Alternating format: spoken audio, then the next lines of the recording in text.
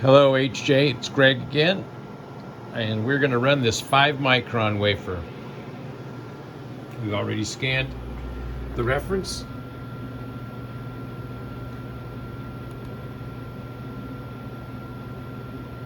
In it goes.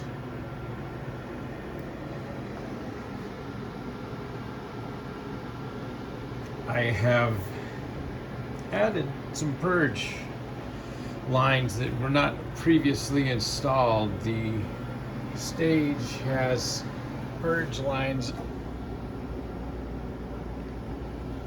at the upper and lower optics. It also gets nitrogen through the sample compartment, but it's a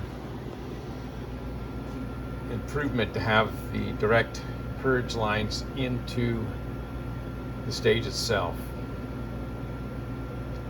So this is the data on our 5-micron wafer. I'm going to let it run to 10 samples before I shut it down for the next clip. This data is getting better each time we run.